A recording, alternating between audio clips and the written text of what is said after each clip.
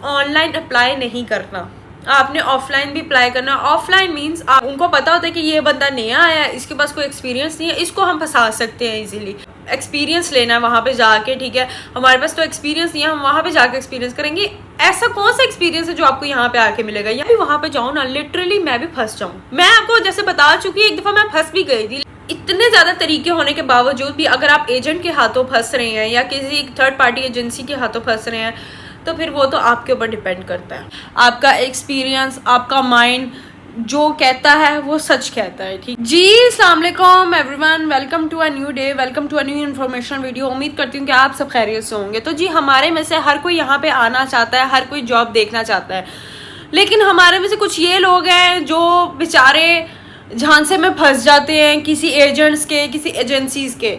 तो मेरी वीडियो जी उन लोगों के लिए, आपको सिर्फ ये बताना कि आपने किसी एजेंट या किसी एजेंसी के झांसे में नहीं फंसना। कौन कौन से ऐसे तरीके होंगे, ठीक है, आपको क्या क्या चीज़ें करके आनी है या क्या आप किस तरीके से आप बच सकते हैं।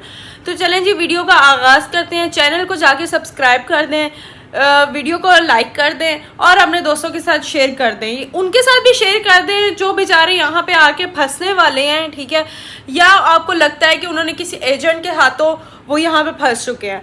तो खैर, आई होप अल्लाह ताला सबके लिए आसानियाँ करे। हम लोग जी अपनी वीडियो का आगाज़ करते हैं और मैं आपको बताती हूँ कौन सी ऐसी चीज़ें हैं जिनसे आप अवॉइड कर सकते हैं यहाँ पे आने से पहले या यहाँ पे आके। तो चलें जी, वीडियो का शुरू करते हैं, ठीक है। जाके आप पहले मेरा चैनल सब्सक्राइब कर दें। Let's go.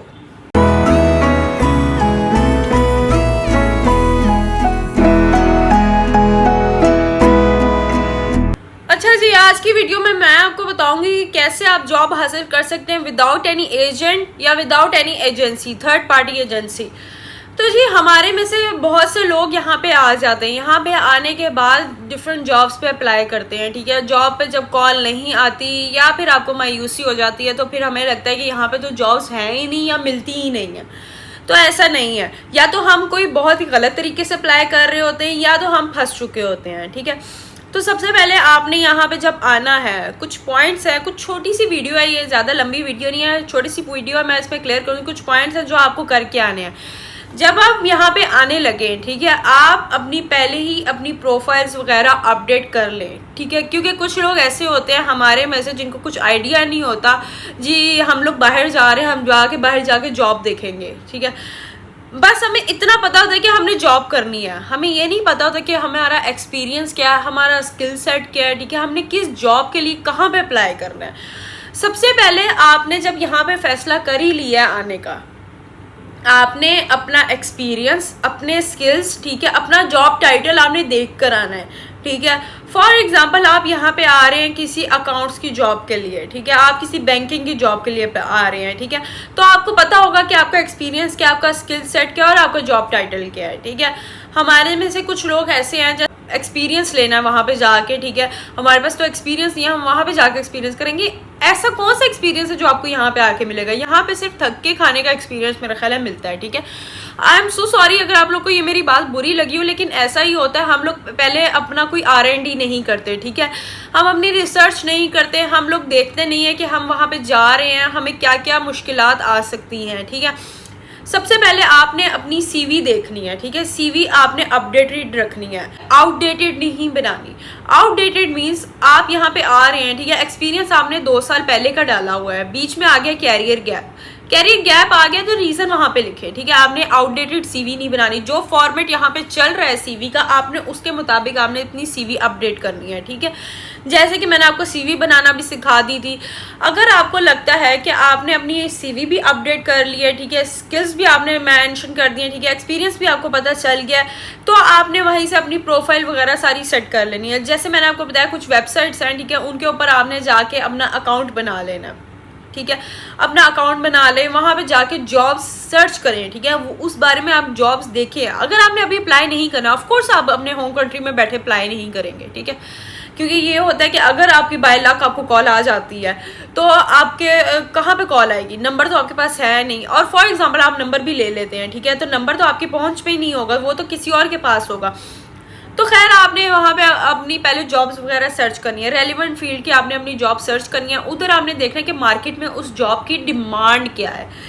किस स्किल के लिए मांगा जा रहा है, उसकी डिस्क्रिप्शन क्या है, हमारी ड्यूटीज क्या होनी है, ठीक है। तो आपको ना कोई तकरीबन मेरा ख्याल है 10 जॉब्स पढ़ के आपको ये आइडिया हो जाएगा, ठीक है, कि आपकी जो जॉब, आप जिस जॉब पे अप्लाई करेंगे, ठीक है, उसमें आपकी ड्यूटीज क्या होंगी। आपको अगर उन ड्यूटीज के बारे में स्किल है, ठीक है, आपको एक्सपीरियंस है, आपको नॉलेज है, ठीक है, आप अपनी सीवी उसके मुताबिक बनाएं। अगर आपको लगता है कि 10 जॉब्स आपने देख ली हैं जिसमें से 8 जॉब्स को वही जॉब रिक्वायरमेंट है जो आपके पास है, तो you are good to go, ठीक है। आप अपनी सीवी उसके बारे में बना लें, ठीक है। यहाँ पे जब आप आए, आप फौरन ही विदाउट वेस्टिंग एनी टाइम आप उन जॉब्स पे अप्लाई करना शुरू कर दें। अब यहाँ पे हम गलती क्या कर लेते हैं, हम लोग चढ़ जाते हैं एजेंट्स के हाथों, ठीक है। एजेंट्स के हाथों आपने नहीं चढ़ना, आप सिर्फ अपना माइंड यूज करें।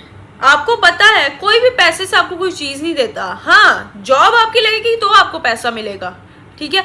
जॉब लगने के लिए पैसा कोई नहीं लेता, ठीक है। लोग यहाँ पे मांगते हैं लेकिन आपने पैसा नहीं देना किसी को, यार ये तो कॉमन से बंदे को पता है कि जी आप पैसा दे के जॉब लगवा ही नहीं सकते।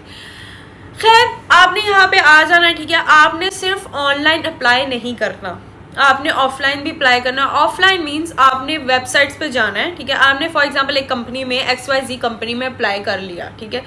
आपने किसी फॉर एग्जांपल किसी वेबसाइट के थ्रू आपने XYZ कंपनी में अप्लाई कर दिया, उस कंपनी का नाम उठाएं, उसको गूगल पे डालें, गूगल पे डाल के उस कंपनी का एड्रेस आपके पास आ जाता है।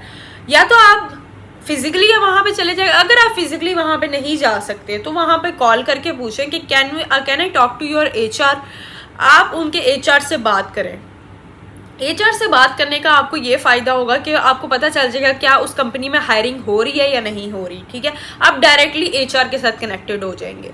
अगर आपका HR डिपार्टमेंट के साथ लिंक हो गया, ठीक है, आप हैं फाइनेंस डिपार्टमेंट के, अकाउंट्स डिपार्टमेंट में या किसी भी डिपार्टमेंट के, ठीक है, आप HR को कह दें कि आप मुझे फाइनेंस के डिपार्टमेंट के साथ कनेक्ट कर दें, ठीक है, मैंने उनसे बात करनी है या फिर मैंने उन्हें अपनी CV ड्रॉप करनी है। पहली बात, वो आपको इतना आगे तक जाने नहीं देते। लकीली अगर किसी को जाने दें, ठीक है, तो आप उनसे फाइनेंस वाले डिपार्टमेंट से बात करें कि जी I am looking for this job, ठीक है, मेरा इतना इतना एक्सपीरियंस है, आप काइंडली मुझे इंटरव्यू वगैरह के लिए कॉल कर लें।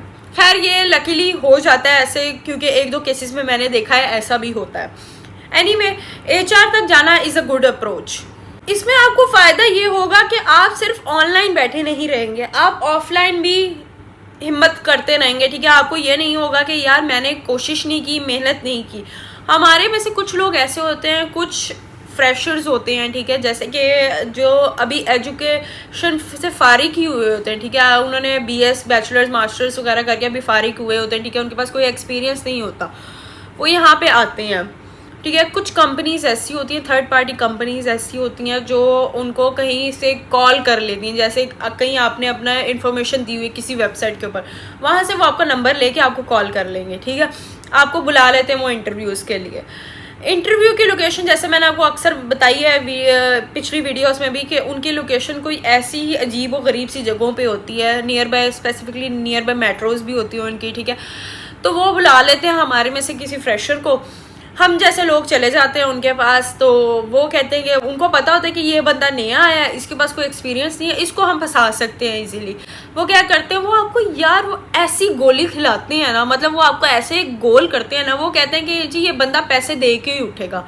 वो कहते हैं, वो आपके हुलिये से पहचान लेते हैं, ठीक है, आपके गेटअप से आपको देख लेते हैं कि हाँ इसके पास इतना पैसा है या नहीं है, ये दे सकते हैं। वो आपसे 10-15 दिरहम भी लेने को तैयार होते हैं। अगर आपके पास पैसे नहीं होते, ठीक है, वो कहते हैं 10-15 दे दें, हम आपको गारंटी देते हैं, आपको कॉल आएगी, ये होगा वो होगा, ठीक है, आपकी जॉब हो जाएगी। तो यार अगर मैं भी वहाँ पे जाऊँ ना, लिटरली मैं भी फंस जाऊँ। मैं आपको जैसे बता चुकी, एक दफ़ा मैं फंस भी गई थी, लेकिन लकीली मैं वहाँ से पैसे दिए बगैर आ गई थी, क्योंकि मेरे से पहले एक बंदा इंटरव्यू के लिए जा चुका था, तो उसने आके बता दिया था, गॉड ब्लेस हिम। तो खैर ये चीज़ें होती हैं फ्रेशर्स के साथ, ये काफ़ी एक्सपीरियंस होता है कि वो जी उनको फंसा लेते हैं, उनसे पैसे वगैरह ले लेते हैं। अब आ जाती है बात कि वो लोग इतना ट्रैप कर लेते हैं कि आपको फेक इंटरव्यू की कॉल भी आ जाती है। वो कहते हैं आपके इस कंपनी से कॉल आएगी, वो कंपनीज भी उन्हीं की बनी हुई होती हैं, ठीक है, इस कंपनी से आपको कॉल आएगी, आप इंटरव्यू भी देने चले जाते हैं, ठीक है, वहाँ भी आपके साथ कोई नई डिमांड हो जाती है।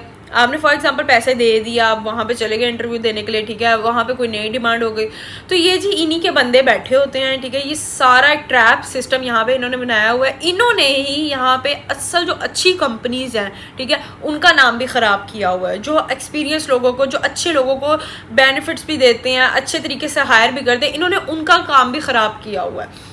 आई एम सॉरी टू से, बट ये हो रहा है यहाँ पे। तो आपको मकसद ये बताने का कि आपने किसी एजेंट के हाथों, किसी थर्ड पार्टी बंदे के हाथों फंसना नहीं है, आपने किसी को कोई पैसे नहीं देने हैं, ठीक है।